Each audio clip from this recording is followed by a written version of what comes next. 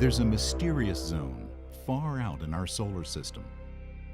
It's a region of ice worlds, some solitary, some with moons. Their names may be unfamiliar. Eris, Makemake, Haumea, but they hold clues to all our origins. And the first of these worlds, and the one we'll reach in 2015, is the king of the Kuiper Belt, Pluto. The long journey of NASA's New Horizons mission began in 2006 aboard America's biggest, baddest rocket, tricked out with every conceivable booster. We built a very light spacecraft and bought a very large launch vehicle, and the combination is ferocious. But in some sense, it all began in 1930 with Clyde Tombaugh, 24 years old and fresh off a farm in Kansas, but willing to spend long hours scanning star fields to find a moving point of light. Humanity's first glimpse of Pluto. The dream of actually getting to Pluto began with a 6-year-old boy in love with science, who grew up to lead a team of brilliant researchers and engineers with dogged persistence through decades of planning and building and testing. A race against time just to get to the launch pad. Exploring the outer solar system, because it's so far, takes a lot of time. It requires a lot of patience, a lot of dedication, a lot of perseverance, but it's the frontier. Assuming all goes well at Pluto, NASA may choose to extend the adventure further out into the Kuiper Belt, the solar system's mysterious third zone. This is maybe the one chance in my lifetime that we're going to get a spacecraft out there and look up close at one of these Kuiper Belt objects. December 6, 2014. We have long to wake up with the New Horizons spacecraft. New Horizons wakes up for the last time from hibernation. New Horizons is speeding towards Pluto at a phenomenal rate, and we can't wait for it to get there. January 27, 2015, 6 months of approach science begins.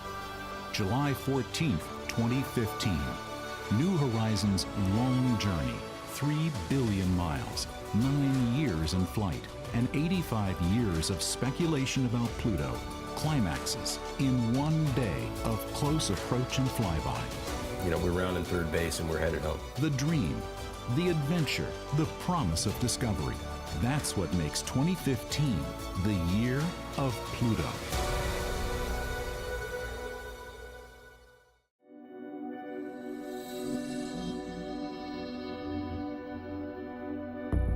Studying Pluto and its neighbors from Earth is one of the toughest challenges in astronomy.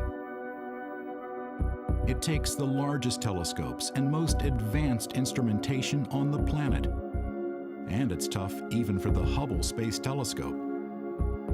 And it takes time, from the discovery of Pluto in 1930 to NASA approving the New Horizons mission in 2001 to arriving at the planet in 2015. It's been 85 years, and time passing is definitely an actor in our story. But it's the combination of human skill, cutting-edge image processing, and sheer bloody-minded persistence that has resulted in the most important discoveries. And that's a tale as true today as back in 1930, when Pluto was first found by Clyde Tombaugh. In 2011, at the SETI Institute near San Francisco, Mark Showalter used Hubble data to discover 2 new moons around Pluto, although he was actually looking for possible rings. Showalter has found rings associated with small moons around other planets. And that was kind of the motivation for checking out Pluto. It's got 2 little satellites. Satellites raise clouds of dust. Let's see what might be there. It's easy to take artistic license to show what Pluto's rings might look like.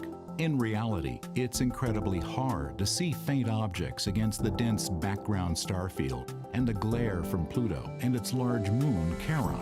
We came up with this trick where you take the images and then you rotate the camera 90 degrees, you take more images, and if you do that all just right, you can do this thing where all that glare cancels out, and what we're left with is just the rings. We could think of it as a stack of images. Think of it as like a cube looking down. So let's turn it on its side. So now if we start peeling off the layers and looking downward through the stack, things suddenly become much, much cleaner. For example, Hydra and Nix show up very, very cleanly. But the thing that immediately caught my eye was this little dot. right there. It's not a perfectly sharp hot pixel like over here, and that's what made it pretty convincing to me that we had seen a very small moon of Pluto that nobody had seen before. To be sure you've detected a real moon or planet, you have to show it's moving, unlike the background stars. The thing that makes moons distinctive is if we come back later, they'd all have shifted because they all orbit the central planet. This required a great deal of patience to then wait about 6 days until we got our next set of observations of the Pluto system. Sure enough, the object was still there. It had moved by just about the right amount to be something orbiting Pluto, and we knew we had a moon. Next year, Showalter and colleagues went back and built on lessons learned to see what else might be there. Summer 2012. Now, Mark had 15 more days of Hubble observations. Now, what you can see here are 3 time steps. Each of those time steps is actually about 45 minutes of data. That means it's long enough that the little moons move. It's moving back and forth in this 3-frame sequence. Hydra is moving, Nix is moving. I mean, it doesn't take a rocket scientist to say that that looks like a little moon of Pluto. It's moving just the way the others are. They're all going around the planet in the same direction. And so it was just a couple of weeks later that we made the announcement that the 5th moon had been discovered. Patience, persistence, ingenuity.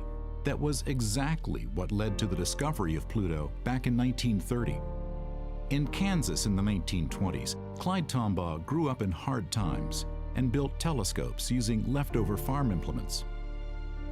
To check the accuracy of his best telescope, he sent drawings of Mars and Jupiter to the Lowell Observatory in Flagstaff, Arizona.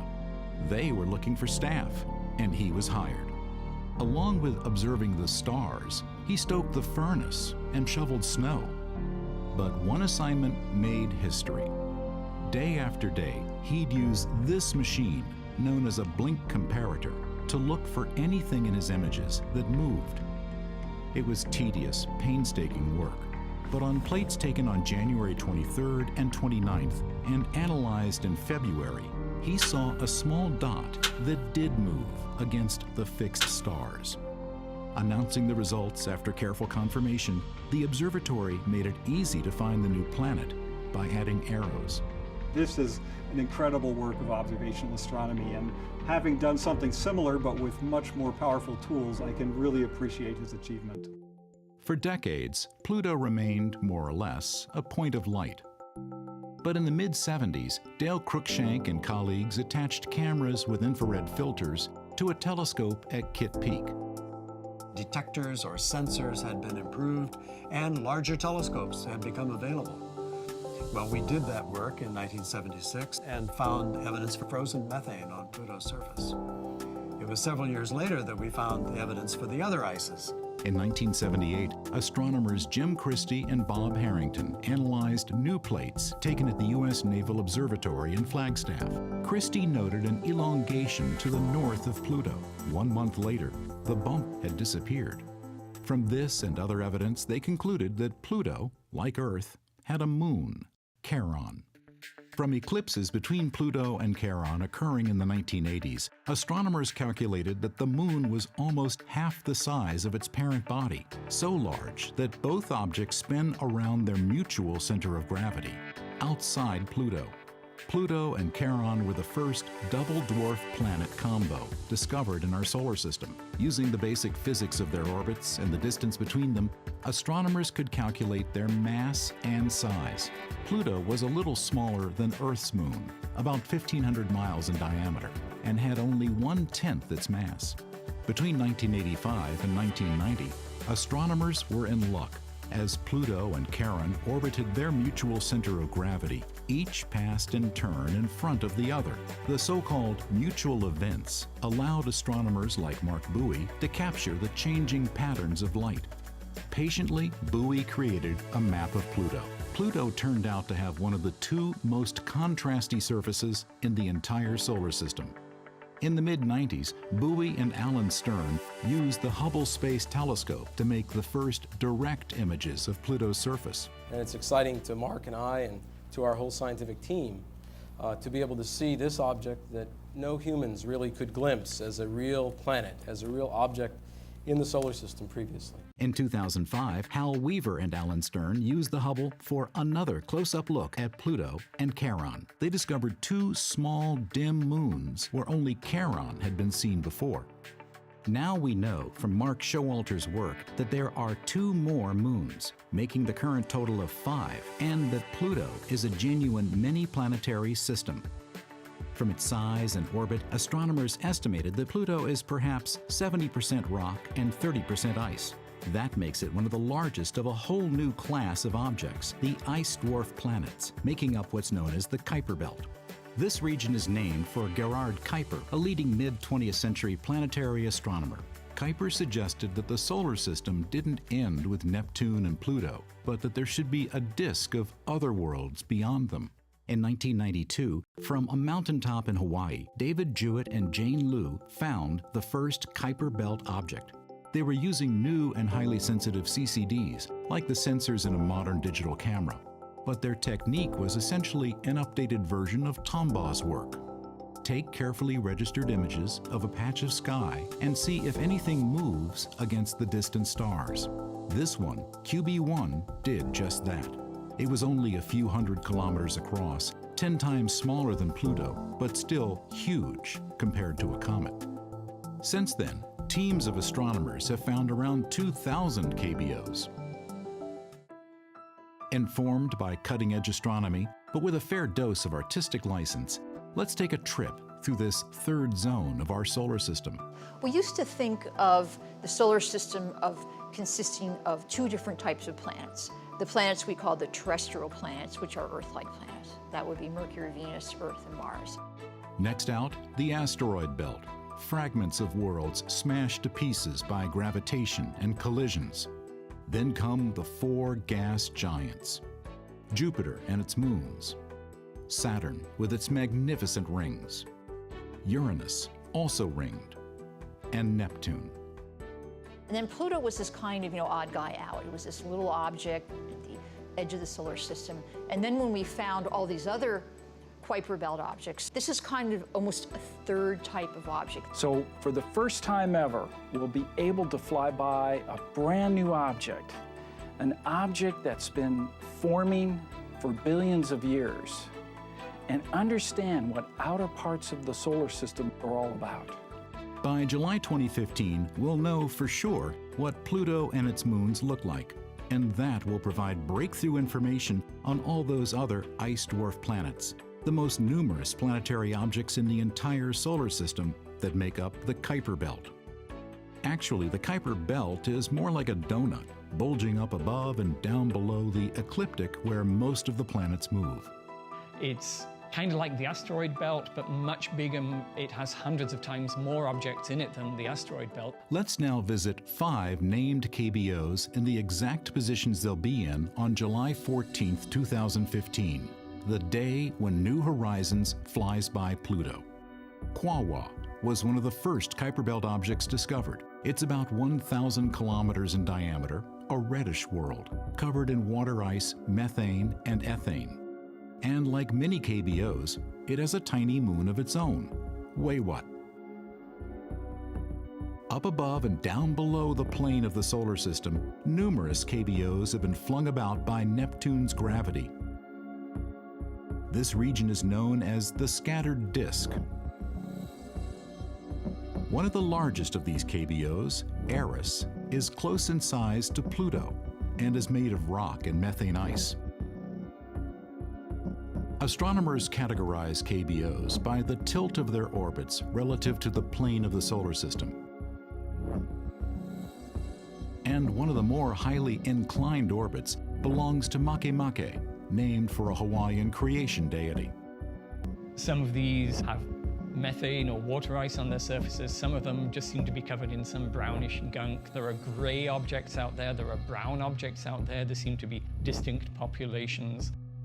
Some of them seem to be very spherical, and so they probably have warm interiors, and then others are peculiar shapes which suggest they're very cold and strong. Perhaps the most bizarre and unexpected KBO is Haumea, a KBO shaped like an American football, made of rock and ice. It's white with red splotches, and orbited by at least 2 moons. One of the strangest orbits of any KBO belongs to Sedna, discovered in 2003.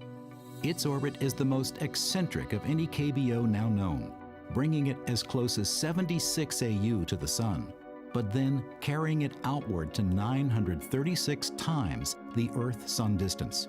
Sedna's strange 11,000-year orbit seems to link it to an even vaster cloud of objects, ready for exploration by future generations. The Oort cloud is an immense icebox of long-period comets, from 10 to 100 times more distant than the Kuiper Belt, surrounding all the known worlds of our solar system. There's a real record of the early history of the solar system out there in cold storage at the edge of the solar system. This is what was left over. Pluto is the first member of that group. But to begin humanity's exploration of the Kuiper Belt, you first have to get to Pluto. And that means getting a mission approved, a spacecraft designed and built, and delivered to the launch pad on time. And none of that was easy.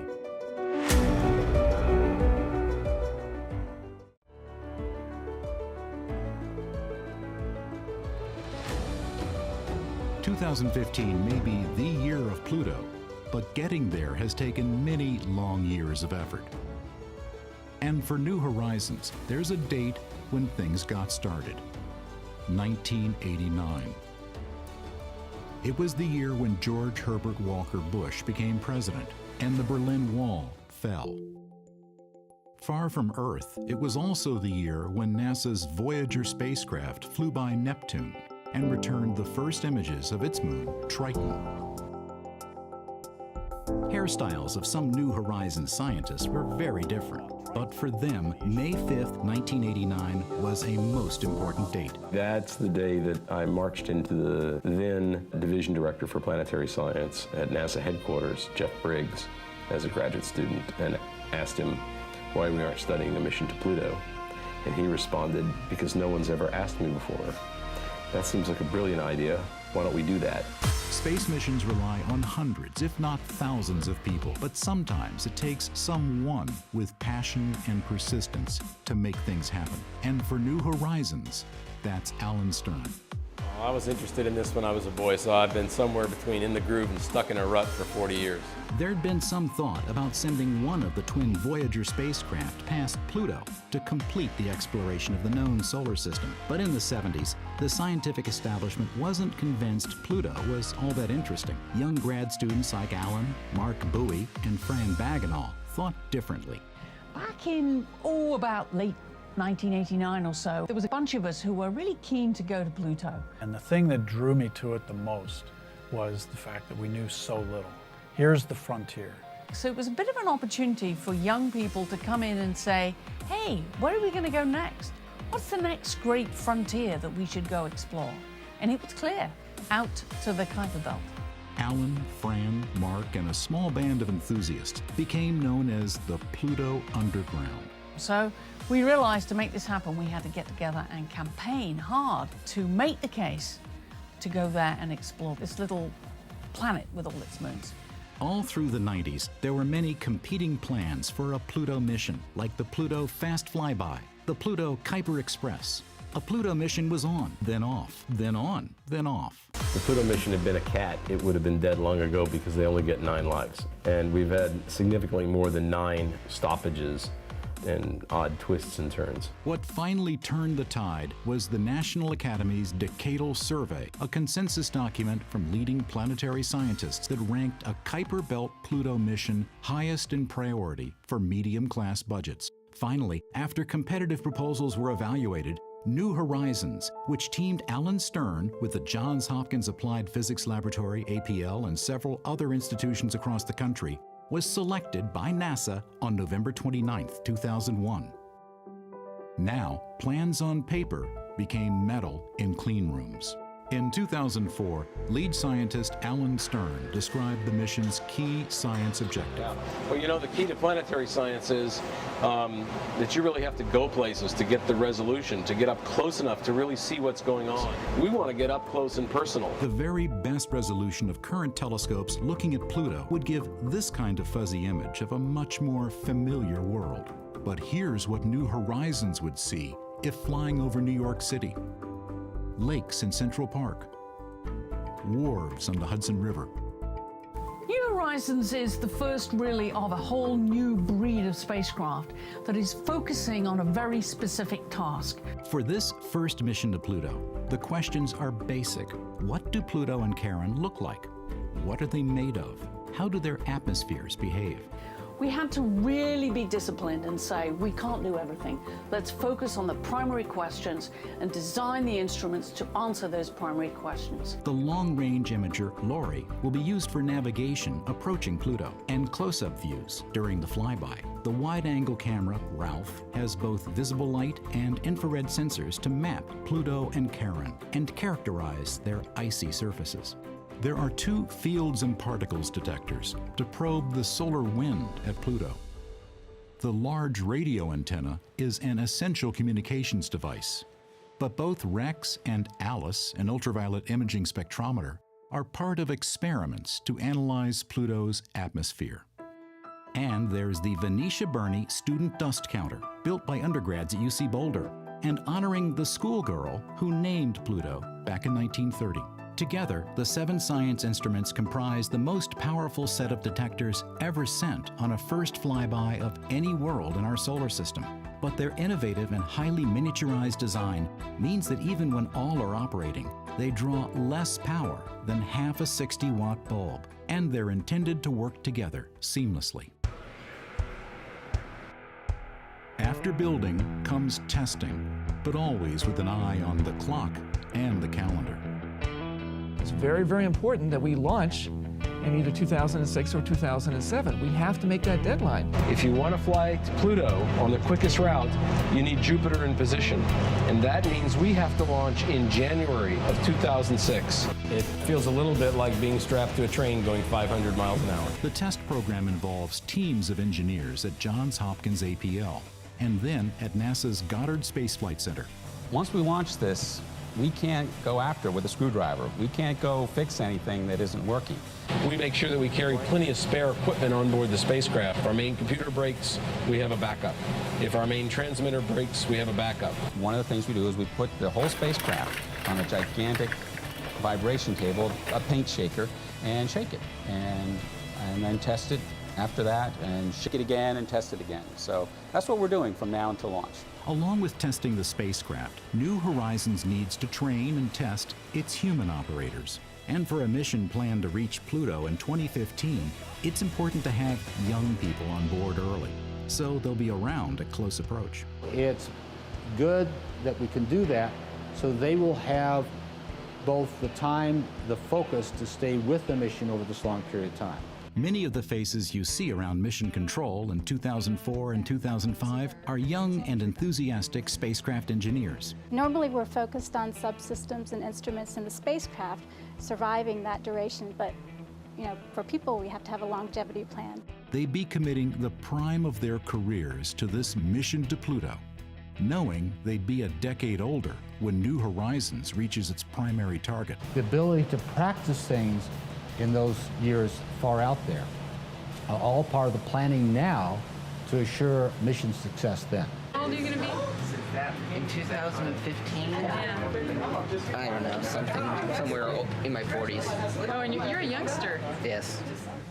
In late 2005, the action shifts to Cape Canaveral. New Horizons may be light and relatively small, but launching it to Pluto requires America's most powerful rocket, the Atlas V. New Horizons will be traveling so far from the sun that solar panels wouldn't be sufficient. So the Department of Energy delivered an RTG that would power the Pluto mission by turning heat from the radioactive decay of plutonium into electricity. Working round the clock, they arrive at Pad 41 before dawn. On behalf of NASA and the entire New Horizons team, Stern wanted to be the last to bid the spacecraft bon voyage before closing up the hatch. On January 19, 2006, after 17 years of planning, building, and testing, a picture-perfect launch that thrilled onlookers in Florida and the mission operations team back at Johns Hopkins in Maryland.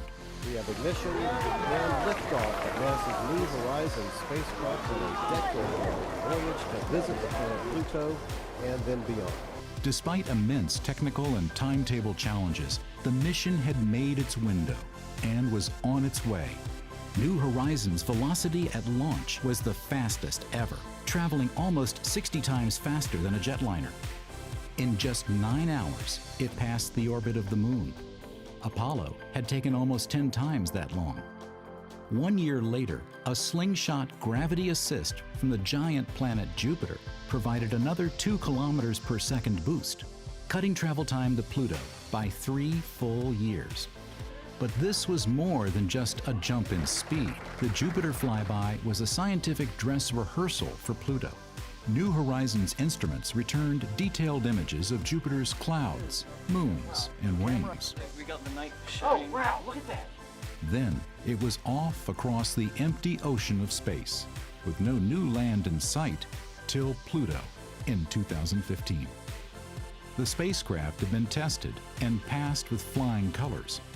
Now it was time to test the humans and the ground systems. July 5th, 2013, it's day 1 of a 9-day encounter rehearsal. The main success criteria for this rehearsal is for the spacecraft to flawlessly perform its activities as if it were at Pluto, with everything the same, except that Pluto's not there. The dates in 2013 were carefully chosen so that Earth received times would be identical to those for the real encounter in 2015. Mission managers wanted scientists and engineers to experience the stress of time-critical 24/7 operations expected for July 2015. We're flying by an object that is a huge distance from Earth, and we're trying to hit a box that's 100 by 150 kilometers wide. And that then leads into maneuver planning and trajectory control needed to thread that needle and hit that small box. It's way the heck out there. This rehearsal would actually be uploading commands to New Horizons to instruct the spacecraft to run through the exact same set of observations as in 2015. There definitely is an element of risk involved, but from one standpoint, if you didn't do any simulation with the real spacecraft at all, you could argue that could pose more risk because you don't want such a critical activity only being done once on flight. Those are all invaluable to get us ready and practiced for the one and only shot we'll have to explore the Pluto system. We've been waiting 12 years since we wrote the proposals to do this rehearsal. It's the last big step before we can do the encounter. We think that we are about 10 million miles out from Pluto and closing. But so far, so good. We're off to the races.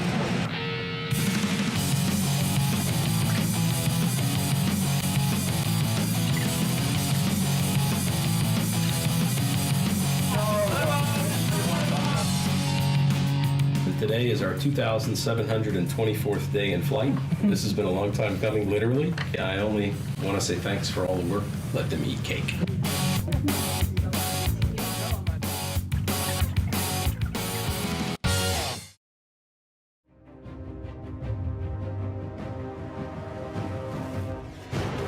July 12th, 2013, standing in for July 14th, 2015. This is it, a minute-by-minute simulation of Encounter Day. It's make or break. Well, it's the most important because we've best been spending the 24 hours of the most intense activities that we've been running on the spacecraft, and this is the longest that we've been out of contact since we've entered encounter rehearsal.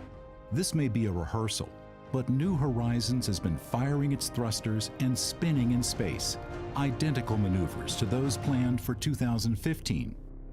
On Encounter Day, the spacecraft will be too busy taking data to send back images.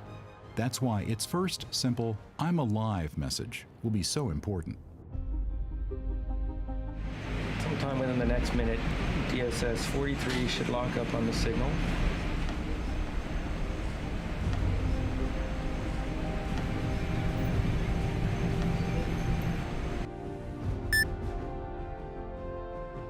We're good. We're nominal. Spacecraft's nominal, and it looks like all the observations that we had planned between the last track and this track happened. So this gives us good confidence that at least the spacecraft has been performing all of those twists and turns that we've been anticipating it to over the last 7 days. I like to say that at the flyby, I don't want to be learning anything about the ground system or the spacecraft or the team. I want to be learning only about the Pluto system. No spacecraft has ever been to Pluto, nor will ever go back in our lifetime. Pluto is every child's favorite planet. You know, you ask anyone under the age of 6, and they're going to say Pluto. We don't exactly know what Pluto looks like, but it looks very exciting from the images we have from the Hubble Space Telescope so far. We really can't wait to get there and see what it actually looks like.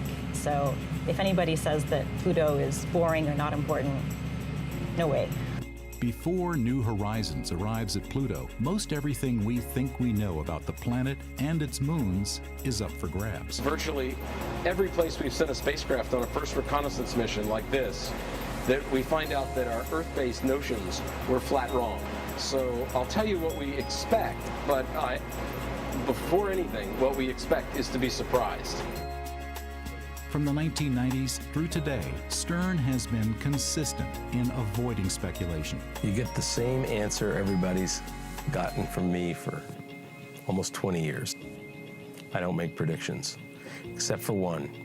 My best guess is we're going to find something wonderful.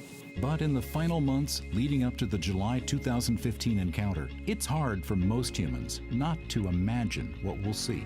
Many planetary scientists, like Paul Schenk, base their expectations on what we saw when Voyager 2 reached Neptune, and specifically as it flew by its moon, Triton. Voyager was a 10-year-long exploration of the outer solar system, and every time they got to a planet, it was basically the first time anybody had really seen those bodies. So when they got to Jupiter, they were greeted with enormous surprises. The erupting volcanoes on Io were just completely unexpected. And so when they got to Uranus, there were more surprises. The exotic trains of Miranda and Ariel, for example, were not expected. So by the time they got to Neptune, they were kind of accustomed to the idea that they were going to be surprised. And sure enough, Triton completely blew them away. Bonnie Barati was at NASA's Jet Propulsion Lab as the first images of Triton, a moon of nearly 1,700 miles diameter, came down. Triton was almost a twin of Pluto. It's about the same size, about the same brightness. Originally, Triton was probably a Kuiper Belt object just like Pluto, floating around in space, but then it got too close to Neptune and it got captured by Neptune's gravitational field. Recently, Paul Schenk enhanced the original Voyager data to create this detailed flyover of Triton. It has odd patches and odd blob-like features, kind of like amoebas crawling around on the surface. Triton has very few impact craters. Its surface is extremely young geologically. And it actually has geysers spurting material off into space. Here is a body that is hundreds of degrees below zero. It's so cold, it's forlorn, it's barren. We just didn't expect to see this activity on Triton. It was quite a surprise. If you just assume that Pluto was going to look exactly like Triton, which is the most similar object we know about, then you might expect to find a very interesting body. But Triton is not the only dynamic ice world in the outer solar system. 16 years later, the Cassini spacecraft sent back images of Saturn's moon, Enceladus, about 300 miles across. This is a tiny little moon, and Enceladus is actually a winter wonderland. It's very bright. It reflects almost all the radiation that falls on it, and it has these huge ice volcanoes spewing out from its south pole. And Enceladus is continuously giving off puffs of water vapor, and so if you start to see puffs of water vapor coming off Pluto as New Horizons gets closer, that would be exceedingly interesting. But what forces can power volcanoes in the deep freeze of the outer solar system? Triton and Pluto are both balls of ice with presumably rock in the center, and so one of the sources of energy is radioactive decay inside the rock, which gives off heat, just like the Earth is heated. If you just let Pluto sit there and pump the heat out of the rocks, you generate enough energy to melt a couple of 100 kilometers worth of ice. It's still possible to have an ocean beneath a relatively thick ice shell. The ice shell might be 100 miles thick or so. Over billions of years, the ice shell gets thicker and thicker and thicker as Pluto cools, and as it does so, it squeezes the water underneath, and if you squeeze the water too much, then it may well actually create fractures and the water could jet out to the surface. When you're going out to the edge of the solar system, you kind of have to expect some surprises, and we're going to see them at Pluto as well. Just as Triton and Enceladus were mere dots before spacecraft reached them, until now, Pluto has been an astronomer's planet. That's about to change. We are going to start off as astronomers, and we'll be using astronomical tools to try and sharpen up our images and pull every last little bit of detail out of these fuzzy blobs. We gradually turn from astronomers into geologists as we get closer and it becomes a real world. Jeff Moore was in the room at JPL as those Triton images came down, but he also enjoys field work and thinks we'll recognize some similar planetary processes at work on Pluto as back on Earth. So I'm a geologist, and although we don't expect to see oceans on Pluto, there are common processes which operate on this planet, which are likely to operate also on Pluto and its moons. While the scales are very different, erosion shapes landforms here on Earth and all across the solar system.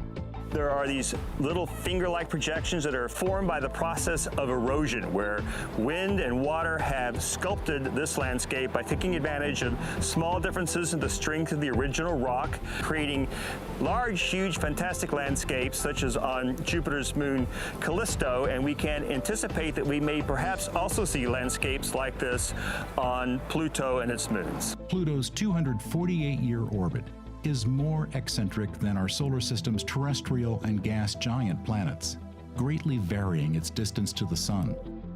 But it's typical of many other objects in the Kuiper Belt and newly discovered planets around other stars. That, plus its highly angled polar tilt, combine to produce strong seasonal effects. In fact, the seasons of Pluto are amongst the most extreme of any seasons on any world that we know of orbiting the Sun. And those extremes may be one reason why its surface is also extremely contrasty. Pluto is perhaps the most intensely bright and dark place that we've seen in the solar system. This dark surface collects more heat. It warms up like asphalt does on a sunny day here on the Earth. And if there were frost that had settled on this dark surface, they're being heated up and driven off, and the transportation of this material could also be creating wind. So you might see small dunes oriented along the periphery of the dark surface, showing this process in action. For planetary scientists, color can be a clue to the composition of surfaces that can't be sampled directly. On the Earth, these kinds of colors from red to dark gray are generated entirely by the presence or absence of rust. On Pluto, we see also these same ranges of colors from gray to bright white to yellow to red to black, but there it must be due to a completely different process. At NASA's Ames Research Center near San Francisco, longtime Pluto researcher Dale Cruikshank and postdoc Chris Matarese conduct experiments to see what processes might create the colors we see on Pluto, starting with gases like methane and nitrogen and the extreme low temperatures we know are found there. In our cold chamber, we can produce a thin film of ice and then after that expose them to a beam of electrons, which are charged particles, comparable to what comes into Pluto's surface from space. We find that when we shine ultraviolet light or electrons on simple molecules, before too long the simple molecules are broken apart, and by natural processes they reassemble into more complex chemicals.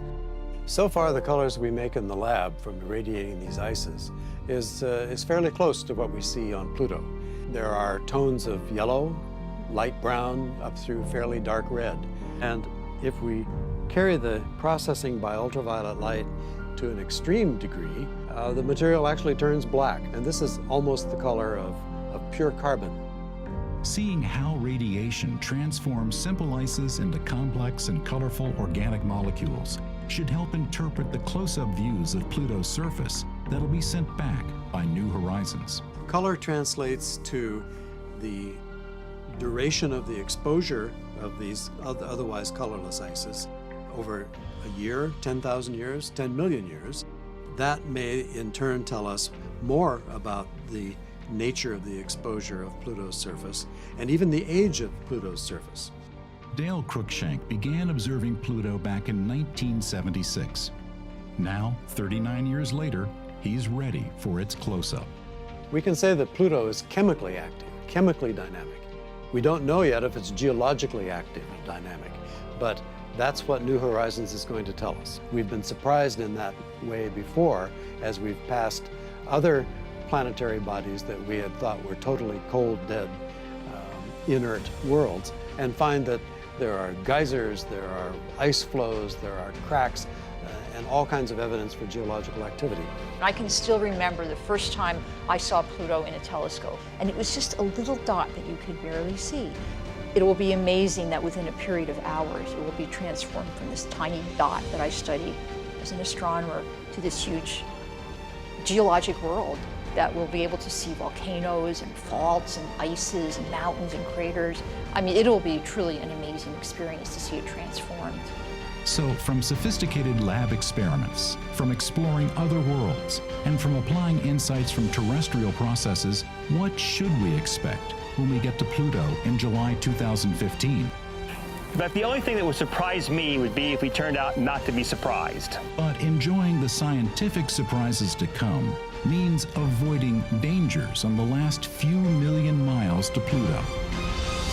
That's next.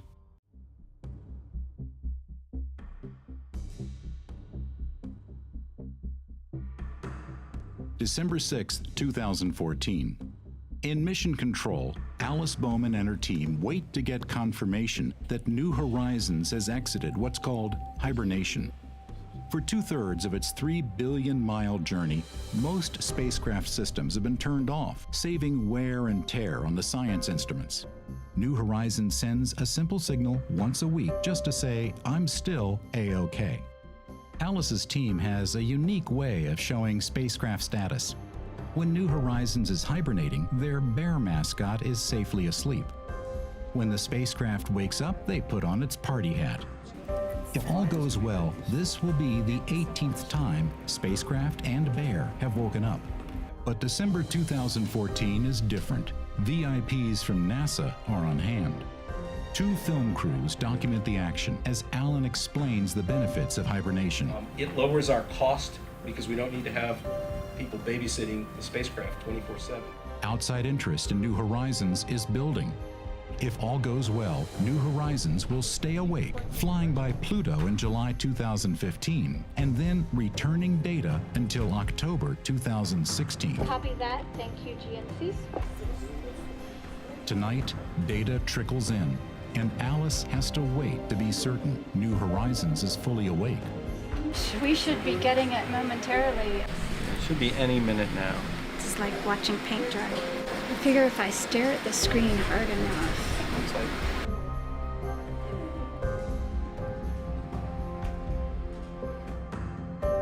And packet 5 just came in. Here we go.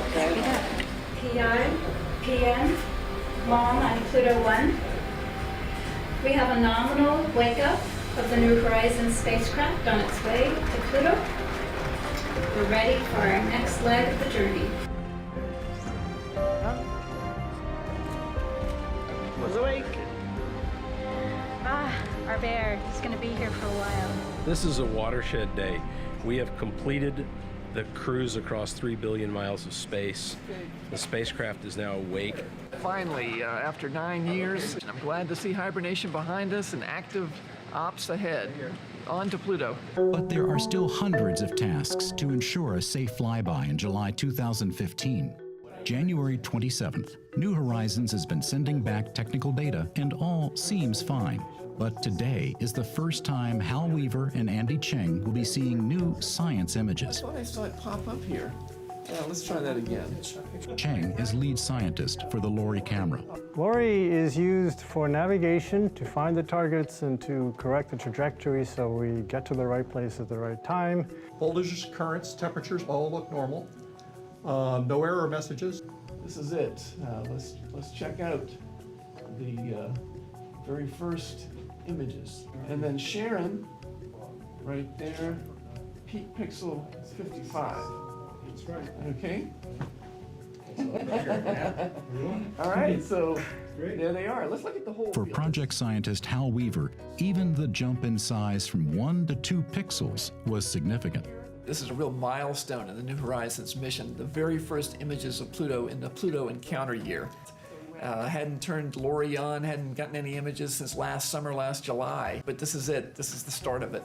There she blows. We really don't know what we're going to see. That's what this mission is all about. What is the surface of Pluto really like? How big is it? What are the orbits really? So it's nothing but delightful surprises coming for us. But some of the surprises may not be quite so welcome. As New Horizons gets still closer to the Pluto system, Lori will be able to identify small moons and possible rings that can't be seen from Earth. John Spencer is leading the UHAZ campaign. UHAZ stands for Unknown Hazards. We may find new moons or even rings around Pluto. And if we see anything like that, we're going to want to determine whether it poses a threat to the spacecraft, because if it does, if there's debris that we might run into that might damage or kill the spacecraft, then we want to evaluate that hazard and determine whether we should take any evasive action. To find out just how vulnerable New Horizons might be to even tiny dust particles, the mission sent samples of spacecraft components to the White Sands test range. Technicians at White Sands set up gun tests to assess how vulnerable New Horizons' outer covers and cables might be. We went to 2 facilities that could shoot things into parts, models of the spacecraft. While the results might look dangerous, the mission has options to take evasive action. One of the backup strategies we have if we feel we need to give the spacecraft extra protection is that we orient it so that the high-gain antenna here, which is literally pretty bulletproof and can protect the spacecraft, is going to be facing forward in the ram direction. And this is ram in the sense of battering ram. It's a direction in which stuff will be coming at us and ramming into the spacecraft. And if that is facing forward, then any dust particles that hit the spacecraft are most likely to hit that antenna where they won't cause us problems, and only a small part of the spacecraft around the edges is going to be exposed to those particles. That would protect the guts of the spacecraft, but limit the pointing of the cameras. The cameras are fixed to the spacecraft, so if the spacecraft has to point in one direction, the cameras can only point in a limited range of directions. This limits the amount of times we can photograph the system as we go past, because we can only photograph objects when they're just in the right angle that we can look at them while protecting the spacecraft with the main antenna. Another option is to take different trajectories through the Pluto system. That's called the Shabbat play. Shabbat is the best acronym in the space business. It stands for Safe Haven by Other Trajectory.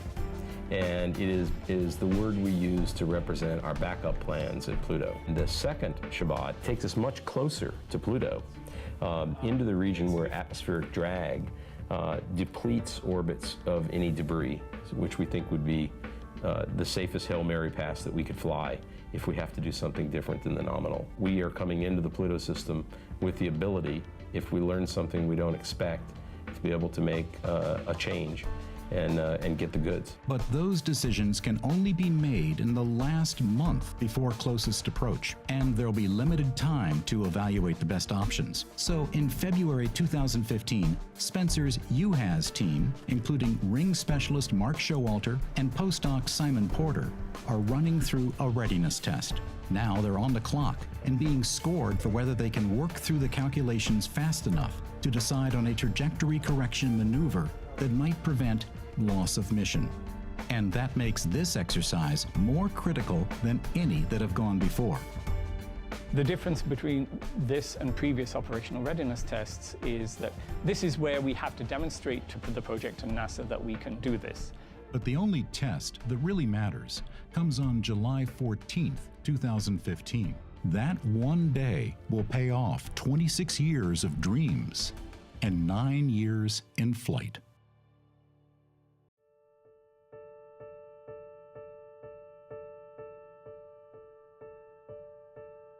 For the science team, the Year of Pluto began with another meeting to review the latest data on the Pluto system and to hear updates on how the spacecraft was performing. Mission manager Glenn Fountain, who'd been with the project from its start, summarized remaining risks. Red boxes are possibilities that could kill the mission. But now, in 2015, there are more and more green boxes, risks that have been minimized. Something that we haven't thought of still might happen, but I'm confident that whatever happens, whatever fate throws at us, this team will be able to resolve it, and we'll go on to get wonderful data when we get to Pluto. We have a fantastically talented team of people who have worked very hard, and we've tested the sequences inside and out. And while there are always unknown unknowns, I'm very confident and really looking forward to the curtain rising. Along with mind-bending technical details, there also was a sense of history in the making. To document the long years of effort to get this close to Pluto, the mission recreated a team photograph taken in 2004. As Glenn, Alan, and Alice had carefully planned back then, many of the scientists and engineers were still actively engaged in New Horizons and looking forward to July 2015. We have worked hard to get a coherent team, because if you don't have a good team to operate the spacecraft, to do the planning, you will fail. And so we worked a plan early in the mission to have younger people with the right amount of experience to be on the mission. And it's just like watching your kids grow. It's like all of a sudden, where did the time go? You know, they are older, they're more mature, and they're now the very experienced veterans. But the hard work of mission planning was by no means over, even this close to Encounter Day. While exploring Pluto in 2015 is exciting in itself, New Horizons was recommended in part as a mission that might continue on, farther out into the Kuiper Belt. That takes identifying potential targets now for a still more distant flyby, should NASA approve an extended mission. This challenging task was assigned to John Spencer, Mark Bowie, and a team of young postdocs. And like everything else about this mission, it wasn't easy. Bowie and John Spencer had been using Earth's largest telescopes in Hawaii and Chile, but even Earth's best couldn't crack this task. But the basic problem is the Earth's atmosphere is just a mess at these scales. There's a limit, and that's what we've been beating our heads against. Now with time running out, we had to turn to Hubble. And so we sort of, not so jokingly, talk about Hubble to the rescue. Without Hubble, we would not have these objects. Mark and his young collaborators came up with innovative search techniques using custom software. What that does is makes the stars smear out and makes the Kuiper Belt objects hold still. It's been a lot of work, but to do something as exciting as this has been just so much fun. I've been plugging through the data today because it's fresh data, and I just really, really wanted to know what the answer was. Well, we would have been in big trouble if we didn't find the KBO in time. So there was this pressure, but honestly, we had the best people in the world working on the problem, and we did it. And we just do the math, write the software, crunch the pixels, and then I create this graphic, and from that point on, it's what I call wetware. It's what you got in your head. In reality, KBOs are moving against the fixed stars. Mark came up with a way of making them more obvious by flipping that around and making the stars appear to move, and any KBOs stand still. Right in the middle, there's something that's just holding dead constant. And that's the Kuiper Belt object. You can't argue with that. It was a high-tech variant of the approach that had been instrumental in exploring the Pluto system right from the start. But at the core, it's a technique that hasn't really changed since Tombaugh's day. You have two pictures of the sky taken at different times, and you're looking for the stuff that moves. As soon as you see something real, there is absolutely no question about it. As soon as it flashes on the screen in just a millisecond, there it is, it's real, and you know, I've found another Kuiper Belt object. But finding a KBO is only half the battle. Is it located where New Horizons can reach it with available fuel? Once you have the orbit, and we know where the spacecraft is and where it's going to be, we can figure out how much fuel the spacecraft is going to need to use to get to these objects. With more Hubble time, New Horizons got a pleasant surprise. It looked like we might actually have to burn the engines to miss the object, which was a pretty exciting concept. You know, it's a good thing we looked, because you wouldn't want to run into one of these things. These cold classicals, they're pretty much as they were 4.5 billion years ago. They're little fossils. That's incredible. We have no idea what they're going to look like. So with potential targets found at last, it was on to Pluto. I'm feeling pretty exhilarated at this point. You know, you're at the top of the roller coaster, you're about to go down that dizzying, thrilling ride into the system. Just seeing Pluto there getting bigger and bigger, it gives me goosebumps. Today, we're only a few months away from the encounter. We're less than an astronomical unit, the distance between the Earth and the Sun, that distance away from this fascinating object. It's the last major body in our solar system that we really need to visit. To be putting the capstone on the initial reconnaissance of the solar system, it's heartwarming, and it feels like something that makes a career worthwhile. As spacecraft goes, New Horizons is a very small team, but still, we've been working on this for over a decade, and you add it all up, and it's about 2.5 million work hours to get ourselves to Pluto. We have waited first the 4 years that we couldn't hardly think about because we were running so fast, and then it is, oh, we wait and we wait, and now we are ready to begin the encounter. We have had delayed gratification. The Year of Pluto is, simultaneously a beginning and an ending. It's an ending in that we are completing our objective. We're accomplishing the flyby of the Pluto system for the first time. But it's also the beginning of a whole new chapter for science, of really being able to explore these objects as the data comes down over a period of months. In bringing in postdocs and the younger scientists who, some of whom were in high school when we started this project, and now they have their PhDs and they are spectacular experts and very talented at what they do. I was in preschool when Alan first started talking about a Pluto mission, and finishing high school and starting college when it was built, and in grad school for the cruise. Having young people come into these programs, gaining the experience, they're going to be the next generation of explorers. We've never been to a KBO. We've never been anywhere close to a KBO. This is the most unexplored area of the entire solar system, which is another way of saying this is the most unknown area that we as humans can reach with spacecraft. We can't wait to get to Pluto and to July 14th and see what the surface looks like. We're ready to go, and it's showtime. We are capable of continuing an adventure that humanity began 100,000 years ago as our ancestors walked out of Africa. And we are continuing that exploration, and this country is in the forefront of doing that.